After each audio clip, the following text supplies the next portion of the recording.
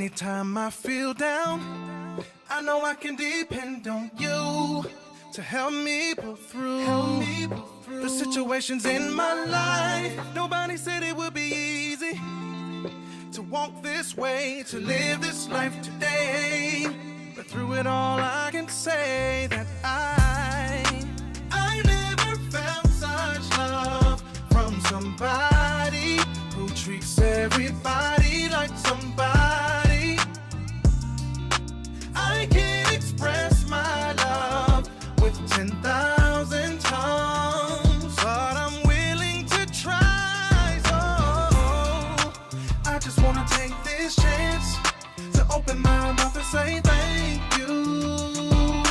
Thank you for every good thing in my life. I'm grateful, I gotta say thank you. Thank you. There were times I lost hope, my faith was weak and my heart was sinking, and I couldn't see my way out. But then you came and showed me. Greetings, family. Today is October 9th, day 8 of our Conquering Cancer series. We're dealing with the second part of food. Again, we had our foundation in the book of Daniel as it relates to the 5 components of fighting cancer, and that is faith, food, fitness, fasting, and family. And we're doing part 2 of the food situation. I wanted to bring to your attention the struggle that it is to actually say no to certain foods. I respect Daniel because he was able to do just that and say no and actually live off of just vegetables and water. In the book of Numbers, chapter 11, we see that the children of Israel did not have the same resolve and actually desired things that God did not want for them to have, and were complaining about their particular situation. I want to pick that up. I do honor and respect your mom for her ability to make the shift.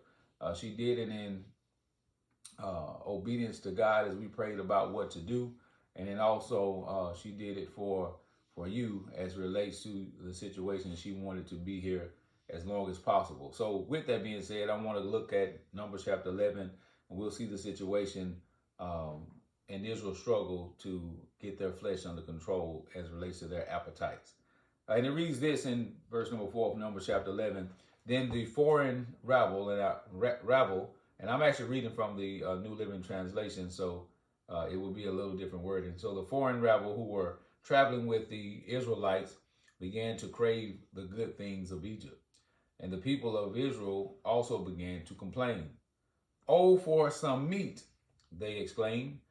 "We remember the fish we used to eat for free in Egypt, and we had all the cucumbers, melons, leeks, onions, and garlic we wanted. But now our appetites are gone. All we ever see is this manna."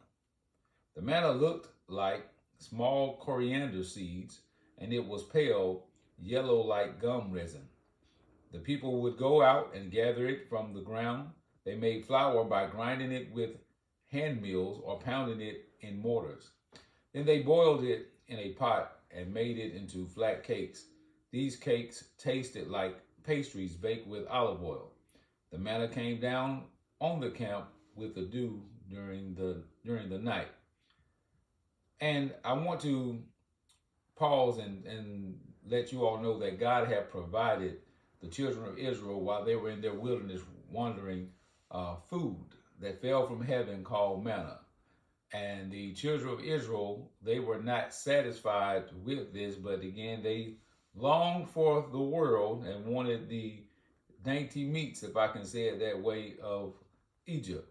And I'll go ahead and drop down and read to you the situation that took place with Moses, because it actually frustrated him when the people did this. Moses said these words in verse number 10. Moses heard all the family standing in the doorways of their tents, whining, and the Lord became extremely angry. And Moses was also aggravated.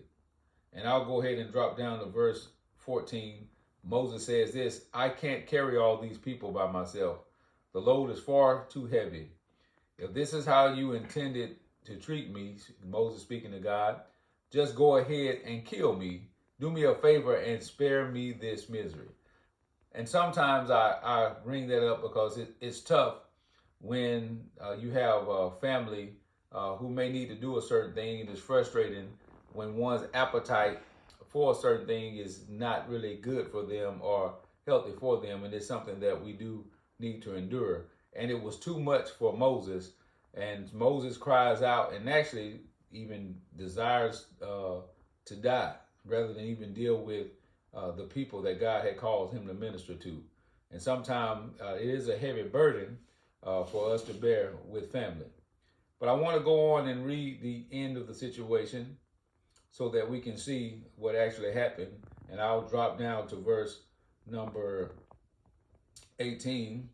And God told Moses to say to the people, verse 18, and say to the people, purify yourselves, for tomorrow you will have meat to eat. You were whining, and the Lord heard you, and when you cried, oh, for some meat, we were better off in Egypt. Now the Lord will give you meat, and you will have to eat it. And it won't be just for a day or two, or for 5 or 10 or even 20. You will eat it for a whole month until you gag and are sick of it. For you have rejected the Lord, who is here among you, and you have whined to him, saying, why did we ever leave Egypt? And I'll say this as it relates to food and past things. There are many things in the world, as Daniel even rejected the king's meat, that are not good for us. And as it relates to our particular situation, I'm guilty of it. Sometimes we long for the fast food, the McDonald's, those things that we know are not healthy to our body. However, I will say this. In regards to that, I think we have to not think of what we're giving up, but what we are saving, what we are doing by rejecting, and that is preserving our temple, being a good steward of our health, having better quality of life, and having a better situation as it relates to time here with our children. Again, quality of life is to be preferred over quantity of life, which was your mom's philosophy. So with that being said, I encourage you, don't do as the children of Israel did and long for the food that will hurt your body, but be thankful that God has blessed us with food such as all the green herbs to eat that will actually heal our bodies. Have the resolve of Daniel and not the children of Israel in the wilderness. Have the resolve of Daniel to say no to the king's meat, and yes to vegetables, yes to water, yes to better health, yes to better mental clarity, and yes to a better spiritual relationship with the Most High. That's all for today. Signing off. I love you, family. Until tomorrow.